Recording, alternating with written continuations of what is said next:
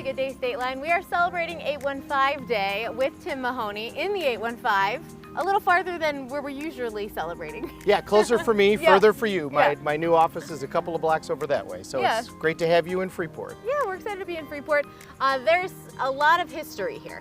There's a ton. And we're standing in front of the dedication done by Teddy Roosevelt to the Lincoln-Douglas debates that occurred here and the Freeport Doctrine that was part of those debates. And this was dedicated in 1903, and Teddy Roosevelt actually came as a sitting president and did the dedication. And there's a great photo over there of him where he rode the train from DC and got off on his horse, because you know Teddy always showed up on a horse, and came up here and gave a great speech and did the dedication. And you know, the Freeport Doctrine, most people have heard about the Lincoln-Douglas debates that happened in Freeport, but most people don't know about the Freeport Doctrine and how significant that was to a later election and ultimately to our country's entire history. So the debates occurred in 1858. The two men were running for Senate, for Illinois senator. Douglas was a sitting senator and Lincoln was running against him.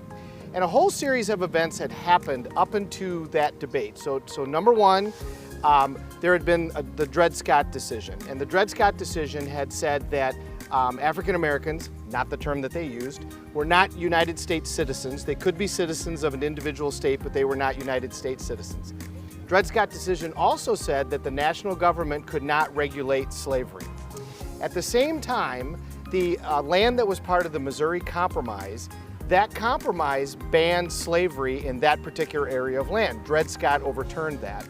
And Douglas had been the head of a lot of different laws passed by the Senate to allow slavery in a portion of that land, the Kansas-Nebraska Act being the main one. So Dred Scott had just happened, so now these debates were culminating because Lincoln knew that he was going to run for president in 2 years. Everybody knew that Douglas was going to run for president in 2 years, and the South was watching. The other big factor that happened, this was the second debate. This was the first one that was really kind of nationally televised. Obviously, you didn't have television, but you had the telegraph back then.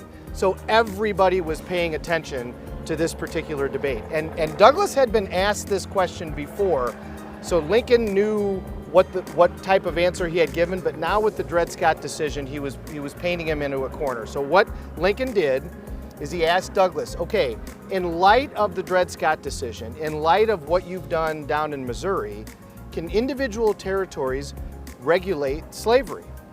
And Illinois was pretty much a state that stood for the proposition that yes, we want to be able to regulate slavery, we want to be able to have our own laws in that arena.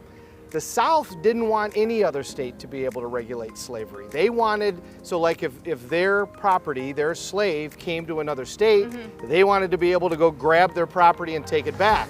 Whereas Illinois believed, no, once somebody gets here, we have the ability to regulate that. So that was really the debate. So when Lincoln said to Douglas, what do you think? Now Douglas was in a tough spot, because if he said, yes, I think territories can regulate slavery, that would help him for his senatorial race, which he wanted to get back to the Senate and run for president as a senator. But if he said that, it also put him in difficulty with the South, because the South wanted no regulation whatsoever. Douglas gave a complicated answer that essentially said, yes, I do believe that territories can individually regulate. Well, that won him this race of 1858, the senatorial race. Lincoln lost again, if you know his history. He lost and lost and lost and lost and lost. Yeah. However, when 1860 came around, the Democrats wanted Douglas to be their nominee, and when they got to the Democratic National Convention in Raleigh, North Carolina, the Democratic Party split. The Southern Democratic Party wanted there to be a national code, a regulation regarding slavery, and the Northern Democratic Party said no. So they actually ended up running two candidates, one from the South and Douglas from the North. And what did that allow? That allowed Lincoln to win. Correct. That split the vote, and that allowed Lincoln, who was running as a Republican, the radical Republicans that were started in Ripon, Wisconsin, allowed Lincoln to run as a Republican and allowed him to be elected and became our 16th president. And we plummeted into a civil war, and the rest is history. Literally history. Yes. You know, if you ever want to stop being a lawyer, you could probably be a teacher.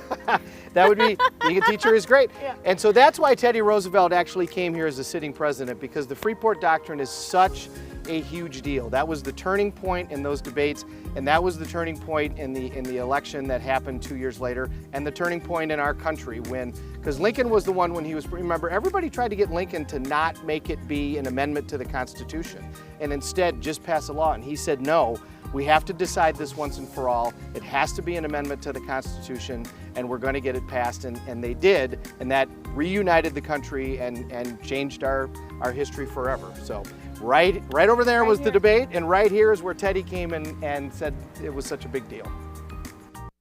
815 Day continues next with Spirit Day with Emily from 97 ZOK. She's waiting in the Mahoney Blue Room. We'll be right back.